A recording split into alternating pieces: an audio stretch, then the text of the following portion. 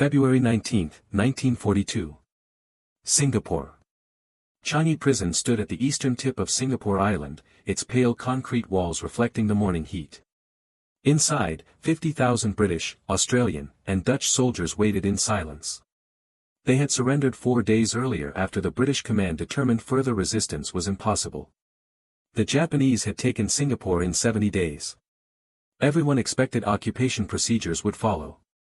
Registration. Prisoner processing. Assignment to work details. Instead, the Japanese left them there without explanation. No orders. No schedule. No information about what would happen next. Lieutenant Colonel Philip Toosey of the 135th Field Regiment walked the prison corridors that first week, observing the men. Most sat in groups, speaking quietly. Some wrote letters they knew wouldn't be sent. Others simply stared at walls. The shock of surrender had not yet faded.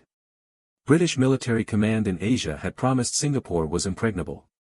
The fortress of the East. Newspapers in London had printed maps showing massive coastal fortifications.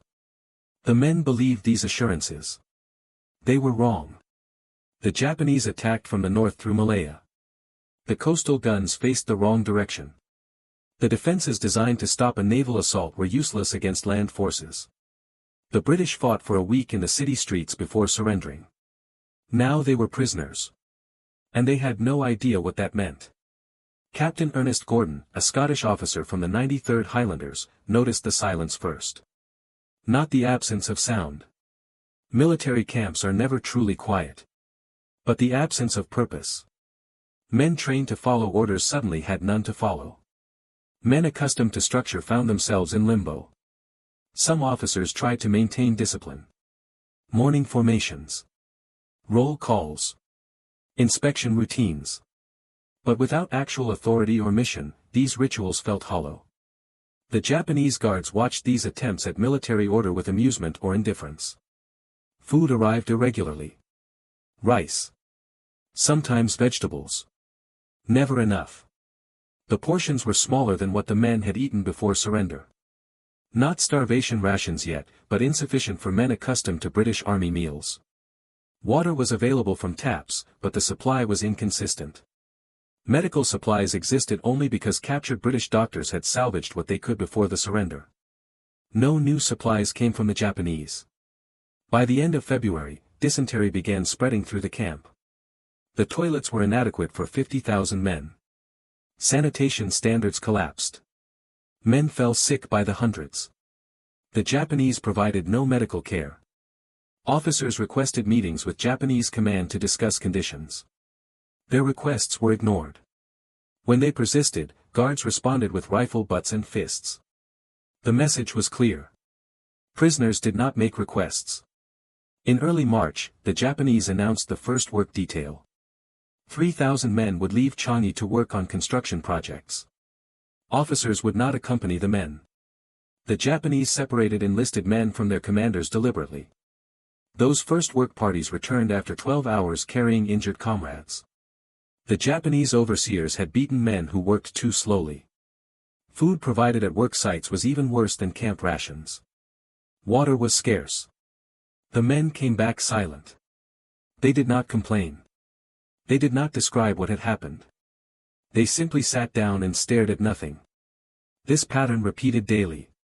Different men left on work details each morning. They returned each evening more hollow than when they departed. Captain Gordon began noticing something else. The men had stopped talking about the war. In the first weeks after surrender, conversation had focused on speculation. How long until British reinforcements arrived? When would Singapore be retaken? What was happening in other theaters? By mid-March, these conversations had ceased. The men no longer discussed the war because they no longer believed there was a war worth discussing. They existed in isolation, cut off from any information except what the Japanese chose to tell them. Which was nothing. Lieutenant Colonel Toosey recognized the danger. Not physical danger. That was constant and unavoidable. But psychological danger. The men were beginning to accept that this captivity had no end. That nothing existed beyond these walls. That the war had been lost and forgotten. Hope was dying. And without hope, men died too. Not immediately. But gradually, as malnutrition and disease found bodies without the will to resist. Chuzi understood that prisoners of war faced two battles. The physical struggle to survive harsh conditions. And the mental struggle to believe survival mattered. The second battle was harder because it offered no concrete enemy to fight. The Japanese had taken weapons, uniforms, freedom. But those were merely objects and conditions. What truly imprisoned the men at Changi was ignorance. They knew nothing about the world beyond the prison walls. Nothing about Allied strategy. Nothing about how the war was progressing. Nothing about whether anyone still cared that they existed. Information was the commodity they lacked most desperately. By late March 1942, 3 months after Pearl Harbor and 6 weeks after the fall of Singapore, the prisoners at Changi had begun dying at a rate of 3 to 4 men per day. Mostly from dysentery and malaria. Some from injuries sustained on work details. A few from malnutrition. The Japanese provided no medicine. Captured British doctors worked with what little they had salvaged. They boiled water to sterilize makeshift bandages. They amputated infected limbs using bayonets and carpenter's saws because no surgical equipment existed. They watched men die from conditions that would have been easily treatable in any civilian hospital. But Changi was not a civilian hospital. It was a prison camp where Japanese guards viewed illness as malingering and medical care as weakness. Captain James Bradley of the Royal Engineers spent his days calculating decline. He had been an accountant before the war. Numbers made sense to him even when nothing else did. He tracked mortality rates. Food calorie counts. Work hour requirements. Disease prevalence. His calculations showed a clear trajectory. At current rates, half the prisoners would be dead within 18 months. Not from deliberate execution. From the accumulated effect of inadequate food, minimal medical care, hard labor, and infectious disease. The Japanese didn't need to kill them. Time and deprivation would do it. Bradley shared these calculations with Colonel Chuzi. Neither man spoke about what the numbers meant. They both understood. Survival required changing the equation. But they had no variables to change. They controlled nothing. Food, medicine, work schedules, living conditions. All determined by Japanese authority. The only variable they might influence was morale. And morale required hope. And hope required information. Men needed to know the war continued. That Allied forces still fought. That liberation remained possible. Without this knowledge, hope had no foundation except wishful thinking. And wishful thinking could not sustain 50,000 men through years of captivity. Information meant connection to the world outside. Proof that they had not been forgotten. Evidence that their suffering served a purpose beyond Japanese convenience. But the Japanese permitted no contact with the outside world. No letters entered or left the camp. No newspapers. No radio broadcasts.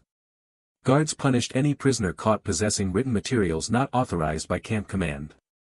The penalty for possessing a radio was death. Japanese military law regarding prisoners was explicit. Radio receivers were espionage equipment. Any prisoner found with a radio would be executed as a spy. Guards would not conduct investigations or trials. Summary execution. Usually by beheading. Everyone in Changi knew this. Several prisoners had been engineers before the war. Men who understood radio technology. Men who could theoretically build a receiver from scavenged parts. But the risk was absolute. Building a radio meant death if discovered. Hiding a radio meant constant vigilance. Operating a radio meant exposure to guards who patrolled unpredictably. The equation was brutal. Information versus survival. In April 1942, conditions at Changi deteriorated further. The Japanese reduced rice rations by 20% without explanation. Work details increased from 12 to 14 hours. More men fell ill.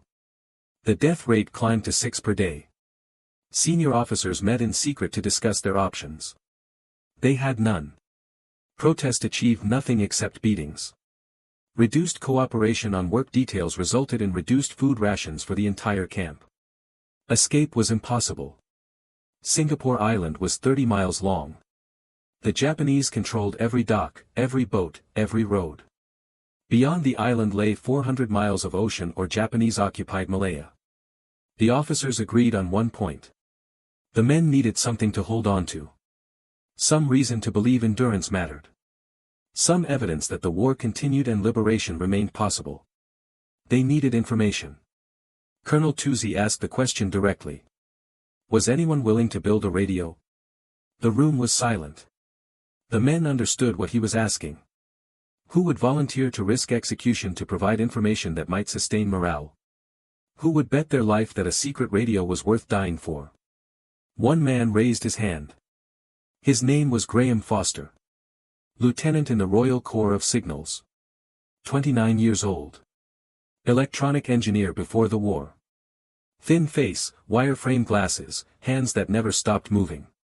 Foster had been thinking about radio since the first week of captivity. Not whether one could be built. He knew it could. The question was whether it should be. Whether the value of information justified the risk of death. He had concluded it did. But not for the obvious reasons. Foster understood something most officers missed. The Japanese weren't just starving the prisoners physically. They were starving them informationally. Isolation was a weapon. The longer prisoners went without news, the more they internalized Japanese propaganda. The more they believed the war was lost. The more they accepted their situation as permanent. A radio would combat that psychological assault. Not by providing comfort or hope in the abstract. But by providing facts. Concrete information about Allied operations. Evidence that Japanese victory was not inevitable. Proof that the men at Changi still belonged to a larger conflict that continued beyond these walls. Foster explained this to Colonel Tuzi in a private conversation. Tuzi listened. Then asked the critical question. Could Foster actually build a working receiver without getting caught? Foster said yes. But he would need help. And time. And luck. The components existed inside Changi. Not ready-made radio parts, but materials that could be adapted. Wire from electrical fixtures. Batteries from abandoned vehicles. Capacitors from captured British equipment the Japanese hadn't bothered confiscating. Vacuum tubes from old medical devices. The real problem wasn't finding parts. It was assembling them without Japanese guards noticing. Construction would take weeks. Each session risked discovery. The finished receiver would need to be hidden somewhere guards wouldn't search. Operating it would require finding times and locations with minimal guard presence. Every stage multiplied the risk. Tuzi asked Foster to think it over. To truly consider what he was volunteering for. If caught, Foster would die. Probably after torture to reveal accomplices. And his death might result in reprisals against other prisoners. Was he certain? Foster said yes. Not because he was brave. He told Tuzi he was terrified. But he was also certain that information was worth the risk. Without it, the men would die anyway. Slower. But just as dead. From disease and despair and the accumulated weight of hopelessness. A radio was leverage against that outcome. Tuzi approved the project. But imposed conditions. Foster would work alone as much as possible. The fewer people who knew about the radio, the fewer could reveal it under interrogation. Foster would hide the radio in a location known only to senior officers. He would operate it on a schedule that minimized exposure. And if Japanese suspicion ever focused on him, he would destroy the radio immediately rather than let it be discovered intact. Foster agreed to everything. He began collecting components in late April 1942. The work required patience. He couldn't simply gather parts quickly. That would draw attention. Instead, he collected materials gradually during normal daily activities. A piece of wire here. A screw there. Components small enough to conceal in pockets or waistbands. Japanese guards searched prisoners randomly, but searches focused on food, weapons, letters. They didn't understand electronic components. A coil of wire looked like scrap metal. A vacuum tube looked like a glass bottle. Capacitors looked like random junk. Foster used this ignorance. He also used Japanese assumptions about prisoner expertise. Guards believed all prisoners were infantry soldiers. Simple men who knew how to fire rifles but nothing else. The idea that prisoners might possess technical knowledge didn't occur to them. Foster reinforced this assumption. He acted clumsy with tools. Asked stupid questions about simple tasks. Made himself appear incompetent at anything mechanical. Guards treated him with dismissive contempt. Which meant they ignored him. Exactly what he needed. By mid-May, Foster had collected enough components to begin assembly. He needed a workshop. Somewhere with tools and space and a reason to be present that wouldn't arouse suspicion. He chose the camp's water supply shed. The shed housed pumps that moved water from underground cisterns to camp taps. The equipment broke down frequently. British engineers performed repairs because Japanese guards had no interest in plumbing maintenance. Foster volunteered for this duty. Guards appreciated his willingness. Water maintenance was unpleasant work. Hot, dirty, involving confined spaces and rusty pipes. They were happy to let prisoners handle it without supervision. Foster began spending several hours a day in the pump shed. Ostensibly repairing equipment. Actually building a radio receiver. The receiver was crude. A simple 4-tube design capable of receiving shortwave broadcasts but nothing more sophisticated. No recording capability. No way to save or replay information. Foster would have to listen to broadcasts, memorize important details, then relay them verbally to senior officers who would decide what information to share with the general camp population. Construction took 6 weeks. Foster worked carefully. Each solder joint had to be perfect because he couldn't test the circuit until the entire receiver was complete. One mistake would mean the device wouldn't work. And he had no spare parts to rebuild it. He built the radio inside a metal toolbox that resembled the other toolboxes in the shed. The components fit snugly. When closed, the toolbox looked like it contained ordinary repair tools. Only close inspection would reveal the truth. By late June, the receiver was finished. Foster waited until nightfall on June 28. The guard's night shift change occurred at 10 p.m. For approximately 15 minutes during the change, the guards were distracted and patrols less frequent. Foster used those 15 minutes. He connected a jury-rigged antenna wire to the receiver. Ran the wire up the interior wall of the shed where it wouldn't be visible in darkness. Attached it to a metal water pipe that extended through the roof. The pipe would serve as an antenna. Not efficient, but sufficient. Foster turned on the receiver. The vacuum tubes warmed up.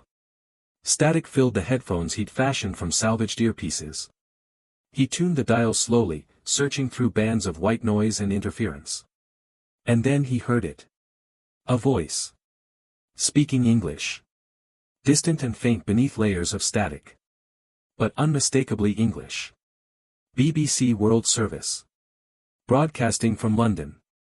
The newsreader's voice was calm, measured, professional. Describing events in a world that still existed beyond Changi's walls. Allied shipping losses in the Atlantic. Soviet resistance at Stalingrad. American operations in the Pacific. Foster listened for exactly 7 minutes. Then shut off the receiver, disconnected the antenna, and hid the toolbox under a pile of rusty pipes. The radio worked. The next challenge was using it without getting caught. Foster couldn't listen to BBC broadcasts every night. The risk was too high. Guards occasionally checked the pump shed after hours. If they found him there with no plausible excuse, they would search the area. Finding the radio would mean execution. Instead, Foster established a schedule. Every 5th night. Never the same time. Always during guard shift changes when patrols were less frequent. Never more than 10 minutes of listening. He would tune to BBC World Service, memorize key information, then shut down immediately. The information went first to Colonel Tuzzi. Then to a carefully selected group of senior officers. These men formed an informal intelligence network. They evaluated the news, discussed its implications, and decided what information to release to the general prisoner population. Not everything Foster heard could be shared. Some news was too sensitive. Details about Allied casualties. Reports of Japanese victories. Information that might damage morale rather than strengthen it. The officers filtered carefully. They released news that demonstrated Allied resolve, American production capacity, Soviet endurance, British determination. They withheld news that suggested the war might be lost. This selective information release served a specific purpose. The men needed to know the war continued. They didn't need to know every setback and defeat. They needed evidence that their captivity was temporary. Not certainty about when liberation would come, but confidence that it would come eventually. The information spread through camp via trusted prisoners, sergeants who commanded respect, medics who moved freely between barracks, chaplains whom men trusted. These individuals passed along news in quiet conversations, never announcing where it came from, never drawing attention to the source. Men began noticing the change in early July. Rumors circulated. Allied forces were advancing in North Africa. American fleets were operating in the Pacific. British bombers were striking German cities. None of these rumors could be verified. But they were specific enough to feel real. Too detailed to be wishful thinking. Morale improved measurably. Not because conditions at Changi improved. They didn't. Food rations remained inadequate. Disease continued spreading. Work details were still brutal. But men had something they hadn't possessed before. Context. They understood their suffering existed within a larger framework. The war continued. Liberation was not certain, but it was possible. Their endurance mattered because the conflict was not over. This psychological shift affected everything. Men on work details endured harder labor without breaking. Sick men fought harder to recover. Officers maintained discipline more effectively because they could point to a future beyond captivity. The Japanese noticed the change too. Guards reported that prisoners seemed less demoralized, more defiant, less willing to cooperate beyond minimum requirements. This concerned Japanese command. In August 1942, Major Fujita, the officer commanding Changi, ordered an investigation. He suspected prisoners had established some form of communication with outside forces. He couldn't prove it. But prisoners' behavior had changed in ways that suggested they were receiving information from somewhere. Fujita ordered increased searches, random inspections of barracks, unscheduled patrols. Guards began examining prisoners' belongings more carefully, looking for hidden materials, letters, maps, anything that might explain the shift in prisoner morale. The searches found nothing. Foster had anticipated this possibility. The radio never left the pump shed. He'd created a second hiding place inside the shed's water cistern. A waterproof container bolted to the cistern's interior wall, accessible only by climbing down into the tank itself. Guards had no reason to search inside a water tank. And even if they did, the container was hidden behind pipes in darkness. The radio was safe. But operations became more difficult.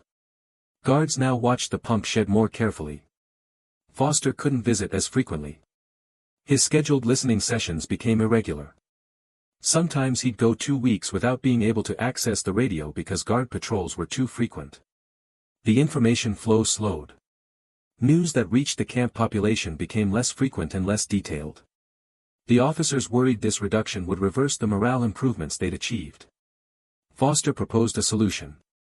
Train other men to operate the radio.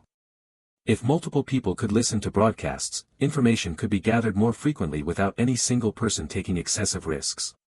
Colonel Tuzi rejected this immediately. More operators meant more exposure. Each additional person who knew about the radio increased the probability of discovery geometrically. If one person was caught and interrogated, they might reveal others. A network of operators would collapse completely if the Japanese captured any single member. Better to maintain security through isolation. Foster would remain the sole operator. The information would come slowly. But it would remain secure. Foster accepted this decision. But he also began thinking about redundancy. What if something happened to him? Disease, injury, transfer to another camp. The radio would be useless if no one else knew how to operate it. He began training one other person. Captain David Mills of the Royal Engineers. Mills was technically competent. More importantly, he was calm under pressure. Foster observed Mills during several work detail emergencies. The man never panicked. Never showed fear. Never drew attention to himself. Foster taught Mills radio operation in 5-minute increments over 3 weeks. How to connect the antenna. How to tune the receiver. How to recognize BBC broadcasts versus Japanese propaganda. How to disconnect everything quickly if danger appeared. Mills learned quickly. By September, he could operate the radio competently. Foster informed Colonel Toosey about Mills. Toosey was displeased but pragmatic. Having a backup operator was logical. But Mills would only operate the radio if Foster was unable to. Otherwise, the risk wasn't justified. Through autumn 1942, Foster continued his careful schedule. Every few nights when conditions permitted. 10 minutes maximum. Memorize everything. Report to Toosey. The news he gathered was mixed. Allied fortunes were improving slowly.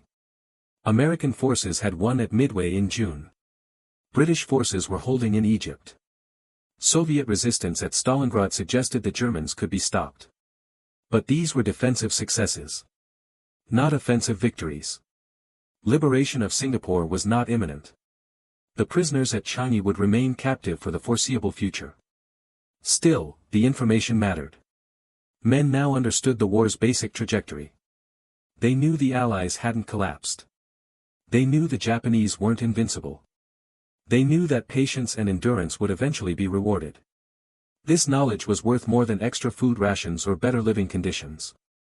Because it answered the fundamental question every prisoner asked. Why keep fighting to survive? The radio provided an answer. Survive because the war continues. Survive because liberation will come. Survive because your existence matters to forces beyond these walls. Not everyone believed the news. Some prisoners were convinced the information was false. British propaganda meant to sustain morale through lies. They pointed out that the news was always selectively positive. Never reporting defeats or disasters. Always emphasizing Allied resilience and Japanese weakness. This skepticism was understandable. Men who had been promised Singapore was impregnable were understandably suspicious of new promises. Men who had watched the British Empire collapse in 70 days had reason to doubt Allied capability. But even skeptics preferred believing the news to accepting the alternative. That the war was lost. That no one was coming. That Changi was their final destination. Hope requires less proof than despair. Men chose to believe because believing was better than the alternative. By December 1942, Foster had operated the radio for 6 months without detection. He'd listened to approximately 40 broadcasts. Gathered information on dozens of military operations across multiple theaters. Provided intelligence that senior officers used to maintain morale among 50,000 prisoners. The radio had achieved its purpose. Men at Changi understood they existed within a larger conflict. Liberation was not guaranteed. But it was possible. And possibility was enough. Then the Japanese discovered there was a radio somewhere in Changi. January 1943. A prisoner in a different section of Changi was caught with a written news summary. The document listed Allied operations in North Africa and the Pacific. Information the prisoner should not have possessed. Japanese guards interrogated him. The prisoner insisted he'd heard rumors. Just camp gossip. Nothing more. But the information was too specific. Too accurate. Too detailed to be speculation. The guards beat him for 3 hours. Eventually, he admitted the information came from other prisoners. He didn't know their names. Just that some men seemed to know things about the war. Things they couldn't know unless they had access to outside information. This confession confirmed what Major Fujita had suspected. Somewhere in Changi, prisoners had established contact with the outside world. A hidden radio was the most logical explanation. Fujita ordered a comprehensive search. Guards would inspect every building. Every barracks. Every workshop. Every storage shed. They would examine walls for hidden compartments. Check floors for concealed spaces. Investigate any area where a radio might be hidden. The search would be thorough. And brutal. Foster learned about the coming search from a guard who mentioned it to a British work detail. The guard thought it was amusing. Stupid prisoners thinking they could hide a radio from Japanese military police. Foster immediately went to Colonel Tuzi. Told him the search was coming. Asked what should be done with the radio. Tuzi's answer was simple. Destroy it. Immediately. Before the guards found it. Foster understood the logic. An intact radio would prove prisoners had violated Japanese orders. Guards would execute whoever they suspected of building it. Possibly dozens of men. Destroying the radio eliminated the physical evidence. But Foster hesitated. The radio had sustained morale for 6 months. Destroying it meant losing that source of information. Men would be isolated again. Cut off from knowledge about the war's progression. Tuzi was unmoved. The radio's value didn't outweigh the risk of discovery. Foster would dismantle it. Scatter the components. Make it impossible to prove a radio had ever existed.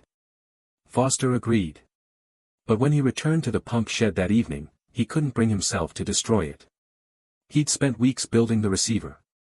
6 months operating it successfully. Providing information that helped thousands of men endure captivity. Destroying it felt like surrender. Like admitting the Japanese had won. Instead, he created a better hiding place. He disassembled the radio completely. Separated every component. Wrapped each piece in waterproof material. Then hid them in 5 different locations across the camp. One piece buried under a latrine. Another hidden in a drainage pipe. A third concealed inside a false-bottom ammunition crate in a storage building. The components were scattered so thoroughly that no search would find them all. And even if guards found individual pieces, they wouldn't recognize them as radio components. Just random junk. Scrap metal. Broken glass. Worthless trash. The radio no longer existed as a functional unit. But it could be rebuilt if the search passed without incident. The Japanese search began on January 15, 1943. Guards swept through the camp systematically. They tore apart barracks. Dumped prisoners' belongings onto the ground. Searched bedding, clothing, personal items. They inspected walls, ceilings, floors. Anywhere a radio might be concealed. The search lasted 4 days. Guards found various contraband items. Hidden food. Stolen tools. A few letters that prisoners had written but never sent. But they found no radio. No receiver. No transmitter. No equipment that explained how prisoners were obtaining information about the war. Major Fujita was frustrated. He knew prisoners had access to news. The evidence was undeniable. But he couldn't prove how they were getting it. On January 19, he assembled all prisoners in the main courtyard. Over 50,000 men standing in formation under the afternoon sun. Fujita addressed them through a translator.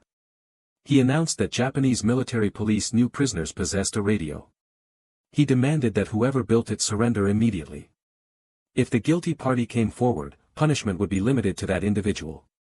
If no one confessed, random prisoners would be selected for interrogation. The courtyard was silent. Fujita waited 5 minutes. No one moved. No one spoke. He ordered guards to select 10 prisoners at random. These men would be interrogated until someone revealed information about the radio. The guards chose men arbitrarily. From different barracks. Different work details. Different ranks. They had no connection to Foster or the radio. They were simply unlucky. The 10 men were taken to the guardhouse. For the next 48 hours, Japanese military police interrogated them. The interrogations were brutal. Beatings. Water torture. Electric shocks. The interrogators demanded information the prisoners didn't have. After 2 days, the interrogations stopped. None of the 10 men had revealed anything because none of them knew anything. Several required hospitalization for injuries sustained during questioning. Fujita had accomplished nothing except demonstrating Japanese willingness to use violence arbitrarily. But he'd also accomplished something unintentionally. He'd convinced the prisoners that protecting the radio's existence was worth dying for. Those 10 men had endured torture without breaking. Not because they were hiding information. But because they had nothing to reveal. Their endurance became legendary in the camp. Men spoke about it quietly. How the 10 had refused to confess to something they knew nothing about. How they'd endured punishment that would have broken weaker men. The lesson was clear. If men would endure that much to protect a secret they didn't know, imagine what they'd endure to protect a secret they did know. Foster watched all of this and understood he'd made the right decision. Not destroying the radio was a gamble. But it was a gamble worth taking. Because the radio was more than just a receiver. It was a symbol. Evidence that prisoners could resist Japanese authority in ways guards couldn't detect or prevent. By late January, the search had ended. Guards returned to normal patrols. Life at Changi resumed its grim routine. But Foster didn't immediately reassemble the radio. He waited 6 weeks. Letting Japanese suspicions cool. Letting guards become complacent again. Only in mid-March did he begin retrieving the hidden components. Gradually. One piece at a time. By early April 1943, the radio was operational again. Foster resumed listening to BBC broadcasts. The news had improved significantly. Allied forces were advancing in North Africa. American island-hopping campaigns in the Pacific were gaining momentum. Soviet forces had won at Stalingrad and were pushing German armies back. The tide was turning. Slowly. But measurably. Foster shared this information with Colonel Toozy. Toozy shared it with select officers. The officers disseminated it carefully through trusted channels. Men at Changi learned that patience was being rewarded. The Allies were winning. Not quickly. But consistently. Liberation was no longer a distant hope. It was an approaching certainty. The question was no longer if they would be freed. But when. And whether they'd survive long enough to see it. By late 1943, the strategic situation had shifted decisively. Allied forces controlled North Africa. Sicily had fallen. Italy had switched sides. Soviet armies were driving west. American forces were advancing across the Pacific. But conditions at Changi did not improve. Japanese authorities, sensing their empire's contraction, became more brutal toward prisoners. Food rations decreased. Work hours increased. Medical care remained non-existent. Punishment for minor infractions became sadistic. The death rate at Changi climbed to 10 per day. Men died from malaria, dysentery, beriberi, cholera, infected wounds, malnutrition, exhaustion. The cemetery beyond the camp walls expanded steadily. Prisoners dug graves every morning. Foster continued operating the radio through all of this. Every few nights. 10-minute listening sessions. Memorizing information. Reporting to senior officers. But the information he gathered created a painful paradox. The Allies were winning the war. But prisoners at Changi were losing the battle to survive. They would die before they could be liberated. This reality became unavoidable in early 1944. The Japanese began transferring large numbers of prisoners from Changi to work camps across Asia. Burma. Thailand. Borneo. These transfers were not improvements. Prisoners sent to work camps faced even worse conditions. Many never returned. Foster learned from BBC broadcasts that Allied intelligence knew about these work camps. New prisoners were dying there by the thousands. But couldn't do anything about it. Liberating the camps would require defeating Japan completely. And complete victory was still years away. In March 1944, Foster himself was selected for transfer to the Burma-Thailand Railway. The infamous Death Railway where prisoners built supply lines through jungle under conditions that killed thousands. He had 48 hours before departure. Foster went to Colonel Toozy with a problem. The radio couldn't go with him. Too dangerous to transport. Too difficult to hide on the journey. It needed to stay at Changi. But someone else would need to operate it. Toozy agreed. Captain Mills would take over radio operations. Foster would train him properly before departing. Foster spent his final night at Changi teaching Mills everything. Not just how to operate the receiver. But how to think like someone whose life depended on remaining invisible. How to recognize patterns in guard behavior. How to exploit moments of inattention. How to move without being noticed. How to lie convincingly if questioned. Mills listened carefully. Took mental notes. Promised to continue Foster's work. The next morning, Foster joined 2,000 other prisoners being transferred north. He looked back once at Changi's walls. Somewhere inside those walls, hidden in pieces, was a radio that had sustained hope for 2 years. He wondered if he'd ever learn how the war ended. Foster survived the Burma Railway. Barely. Starvation, disease, and brutal labor killed 13,000 prisoners during construction. Foster contracted dysentery, malaria, and dengue fever. He lost 60 pounds. His body became skeletal. But he survived. Back at Changi, Captain Mills operated the radio through 1944 and into 1945. The news continued improving. Allied forces invaded France in June 1944. Paris was liberated in August. Soviet armies reached Poland. American forces captured islands closer to Japan. Liberation was approaching. But slowly. Too slowly for the men still dying at Changi. By early 1945, the camp population had declined to 14,000. Disease, malnutrition, and transfers had reduced the original 50,000 to a fraction. The cemetery now contained over 2,800 graves. More prisoners had died than survived. Mills continued operating the radio. Not because morale needed sustaining anymore. The men who remained were too exhausted to care much about news.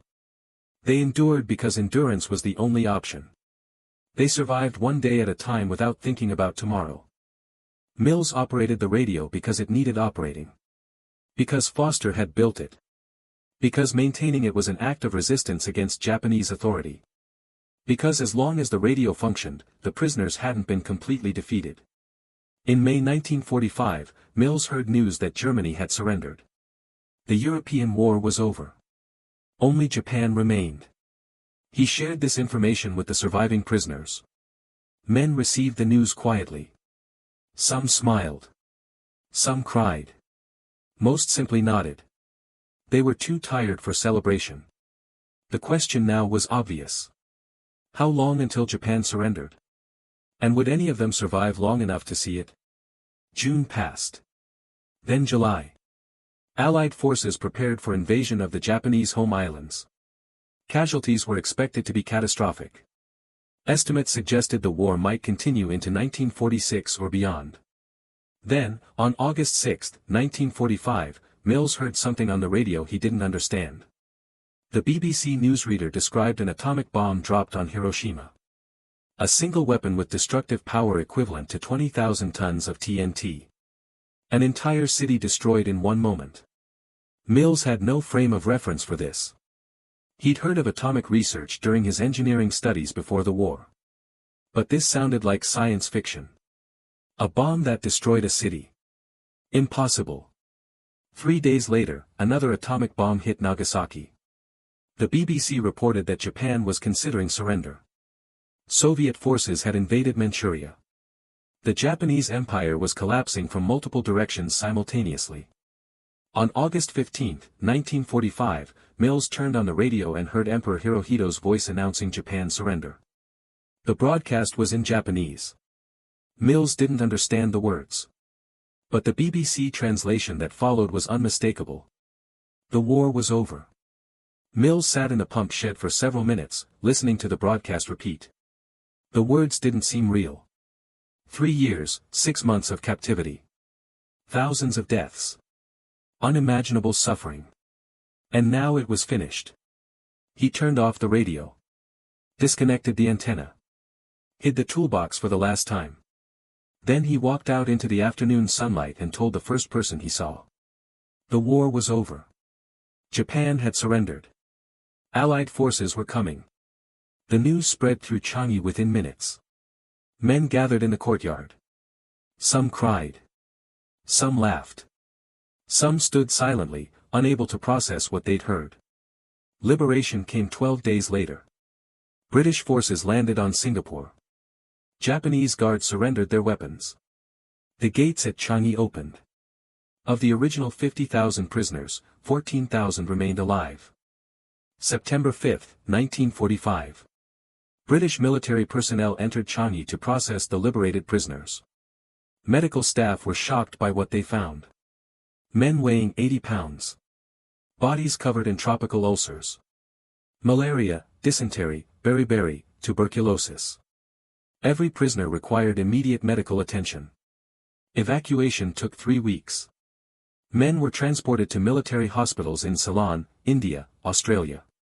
The stronger prisoners were shipped to Britain on hospital ships.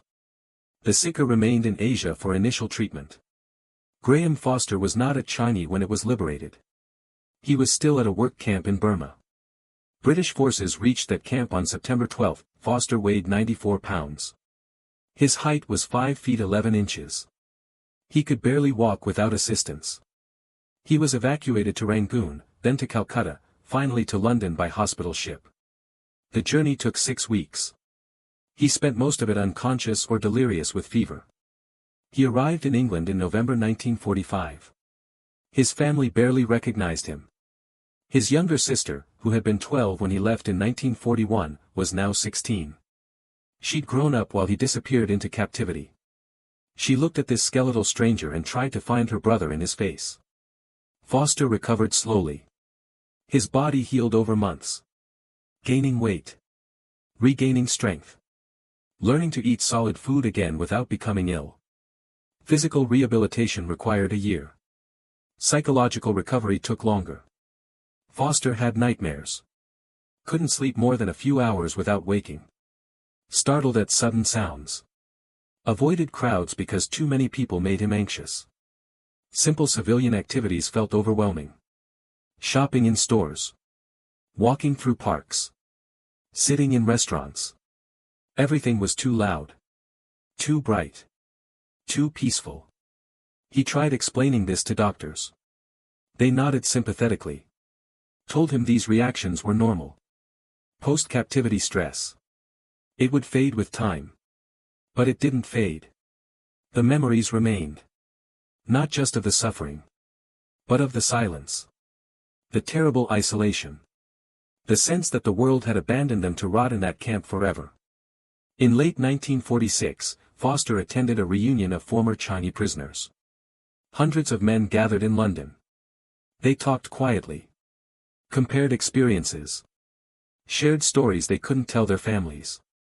Someone asked Foster about the radio. How he'd built it. Where he'd hidden it. How often it had nearly been discovered. Foster described everything. The construction. The broadcasts. The hiding places. The near misses. The information that had sustained morale for 3 years. Then someone asked what happened to the radio after liberation. Foster had no idea. He'd been transferred to Burma before the war ended. Captain Mills had operated it until the surrender. But after that, Mills was present at the reunion. Foster found him. Asked what happened to the radio. Mills looked uncomfortable. Said he'd destroyed it. Immediately after liberation. He'd taken the toolbox out behind the camp and smashed everything. Dismantled the components. Scattered them across the jungle. Made sure nothing recognizable remained. Foster asked why. Mills said he was afraid. Even after surrender, he feared Japanese reprisals. Worried that if they found evidence of the radio, they might execute prisoners retroactively. So he destroyed it. Eliminated all evidence. Foster understood the logic. But he felt profound sadness. That radio had represented something beyond its function. It was proof that prisoners could resist even under impossible conditions. Evidence of human ingenuity and determination. A symbol of hope maintained through years of darkness. And Mills had destroyed it because he was afraid. The radio was never recovered. No physical evidence of its existence remained. Only the memories of men who knew about it. Men who had listened to broadcasts in secret. Men who had protected the secret at risk of death. In 1947, the British War Office compiled official histories of prisoner experiences. Researchers interviewed former Changi prisoners. Asked about conditions. Deaths. Japanese treatment. Several men mentioned the radio. Described how it had sustained morale. Provided information that helped prisoners endure captivity. The researchers were skeptical. Multiple prisoners at multiple camps claimed similar stories. Secret radios that provided news throughout the war. But no physical evidence existed. No radios had been recovered from any camp. No Japanese documents mentioned finding them. The War Office concluded that most of these radio stories were myths. Psychological adaptations to captivity. Men convinced themselves that some prisoners had access to information as a way of maintaining hope. But the radios probably never existed. This conclusion infuriated Foster and Mills. They knew the radio existed. They'd built it. Operated it. Hidden it for 3 years. Risked death every time they used it. But without physical evidence, they couldn't prove anything. The official history of Changi makes no mention of any radio. The men who operated it died over the following decades without ever seeing their story acknowledged in official records. Foster died in 1982 at age 69. His obituary in the Times mentioned his service in Singapore and his captivity at Changi. Nothing about the radio. Mills died in 1995 at age 76. His family found notes in his personal effects. Detailed descriptions of radio operations. Dates of broadcasts. Information gathered. Names of officers who knew about it. Mills' daughter contacted the Imperial War Museum. Asked if they'd be interested in these documents. The museum accepted them gratefully. They now sit in the museum's archives. Available to researchers but rarely examined. Most historians dismiss them as unreliable. Memory distorted by time. Details embellished through years of retelling. Impossible to verify. But men who were at Changi remember differently. They remember how morale shifted in July 1942. How rumors began circulating about Allied operations. How prisoners seemed to know things they shouldn't have known. They remember the difference information made. How it transformed despair into endurance. How it gave men reasons to survive one more day. Then another. Then another. They remember that hope requires less proof than despair. And that sometimes the most important things are the ones that leave no evidence except their effects. December 1999. Veterans Affairs Office in London. A researcher named Dr. Sarah Chen was compiling oral histories from the last surviving World War II prisoners of war. She interviewed a man named Robert Thorne. 82 years old. Former sergeant in the Royal Artillery. Imprisoned at Changi from February 1942 until liberation. Dr. Chen asked her standard questions. Conditions at the camp. Treatment by Japanese guards. Survival strategies. Medical care. Work details. Thorne answered mechanically. Yes, conditions were harsh. Yes, guards were brutal. Yes, many men died. These were facts. Statistics. The kind of information that appeared in every history book. Then Dr. Chen asked an unusual question. What gave you hope during captivity? Thorne was silent for a long moment. Then he said something Dr. Chen hadn't heard in dozens of interviews. We had information. About the war. We knew what was happening outside. Dr. Chen asked how. Prisoners weren't allowed news. No newspapers. No radio broadcasts. Japanese authorities specifically prohibited any information about the war. Thorne looked at her carefully. Seemed to be deciding whether to continue. Finally said, there was a radio. Hidden in the camp. A few men knew about it. They listened to BBC broadcasts. Shared the news quietly. Dr. Chen had heard these stories before. Multiple prisoners from different camps claimed similar things. But historians were skeptical. No physical evidence. No documentation. Just memories that seemed too convenient to be true. She asked Thorne for details. Who built the radio? Where was it hidden? How often was it used? Thorne said he didn't know those specifics. He wasn't part of the group that operated it. He'd only received information secondhand. But the information was real. Too specific to be rumors. Too accurate to be guesswork. Dr. Chen took notes. Added Thorne's account to her database. Later, she cross-referenced it with other interviews. Found 47 other former Changi prisoners who mentioned hearing news during captivity. All claimed the information came from a hidden radio. None could provide details about who operated it. Historians would call this confirmation bias. Men remembering what they wanted to remember. Collective myth-making to make their suffering feel less meaningless. But Dr. Chen noticed something else in the interviews. The men who mentioned the radio described it differently than men who invented stories. They didn't embellish. Didn't claim they personally operated it. Didn't make themselves heroes. They simply stated a fact. Information came into the camp somehow. A radio was the only logical explanation. In 2003, Dr. Chen published her research. A book titled Voices from Changi, Oral Histories of British Prisoners in Singapore. One chapter discussed the radio rumors. She presented evidence from 47 interviews. Noted the consistency of accounts. Acknowledged the lack of physical evidence. Concluded that something had provided information to prisoners, even if the exact mechanism remained unclear. The book received positive reviews. Historians praised her methodology. But they remained unconvinced about the radio. Without physical evidence, it remained speculation. Interesting. Plausible. But unproven.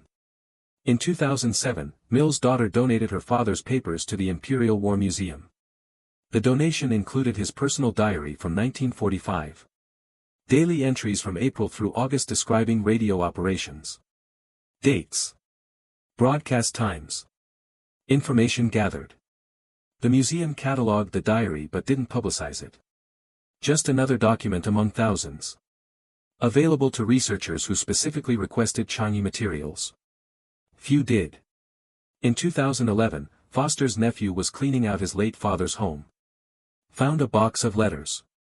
Among them was a letter Foster had written in 1946 to his brother describing the radio construction in technical detail.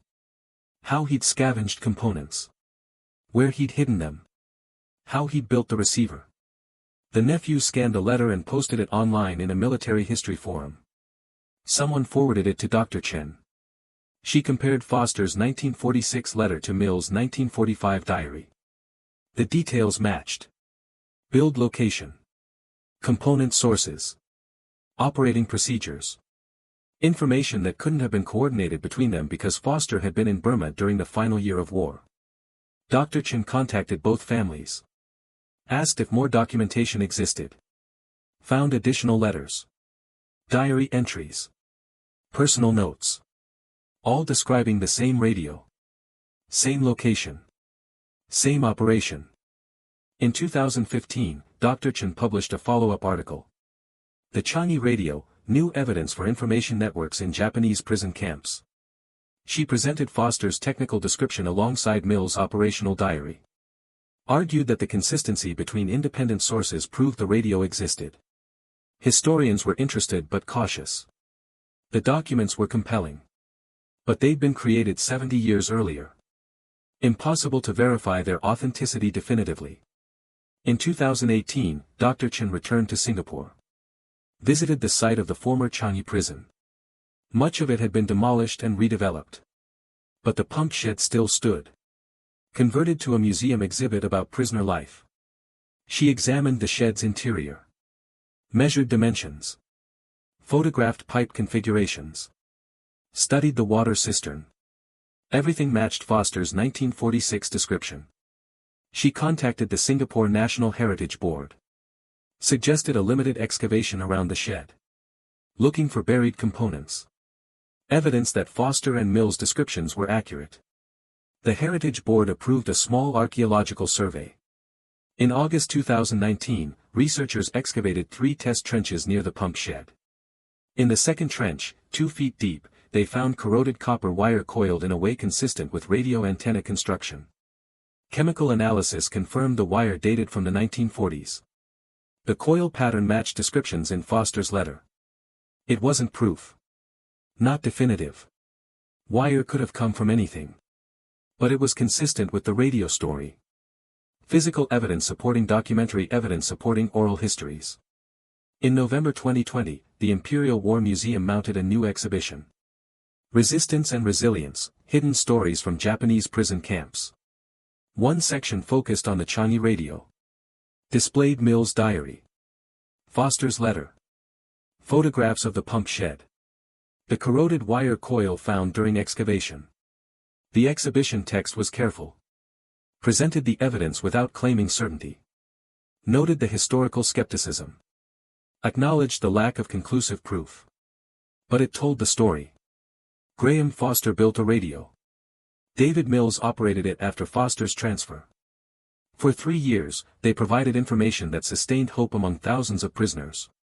They risked death every time they turned it on. They destroyed all evidence after liberation to protect themselves and others. And then they lived quiet lives, never seeking recognition, never demanding acknowledgement, carrying the secret until they died because carrying it was what they'd been trained to do. The story wasn't about heroism. Not really. Foster and Mills didn't fight battles or lead charges. They listened to a radio. Memorized news. Passed information to other men. But in doing so, they fought a different kind of battle. Against isolation. Against despair. Against the psychological weapon of hopelessness. They gave men a reason to survive one more day. Then another. Then another. Until liberation came. That was their resistance. Quiet. Hidden. Impossible to prove. But real to every man who heard the words, "The Allies are advancing." But 14,000 men survived captivity there. And many of them credited their survival to information they received from somewhere. Information that proved they hadn't been forgotten. Information that gave them reason to endure one more day. That information had to come from somewhere. Perhaps it came from a radio hidden in a water pump shed. Built by a scared engineer who believed information was worth dying for. Operated for 3 years by men who risked death each time they turned it on. Destroyed after liberation to protect secrets that no longer needed protecting. Or perhaps it came from somewhere else. Some other source historians haven't discovered. Some other method of resistance that left even fewer traces. It doesn't matter which. What matters is the effect. Men survived because they believed survival had purpose. They endured because they trusted liberation would come. And that belief, that trust, that hope, required information to sustain it. The radio at Changi exists as much in its effects as in its components. As much in memory as in physical form. As much in the survival of 14,000 men as in corroded copper wire excavated from the ground. Historians may never accept this as proof. But the men who lived it need no proof. They know what sustained them through 3 years of captivity. Something gave them information when they should have had none. Something proved the world still existed beyond camp walls. Something demonstrated that their suffering would end. They call it a radio. Because a radio makes sense. Because a radio could theoretically do what needed doing. Because a radio represents the kind of resistance that leaves no evidence except survival. And survival, in the end, is the only proof that matters. 2 men built something in darkness. Operated it in secret. Protected it at the cost of their own safety. Then destroyed all evidence to protect others. Their names were Graham Foster and David Miles. The device they built may have existed only in memory. Or it may have existed in physical form, hidden, operated, then destroyed. Either way, it kept hope alive. And hope kept men alive. And that, regardless of what historians conclude, is what history is supposed to record.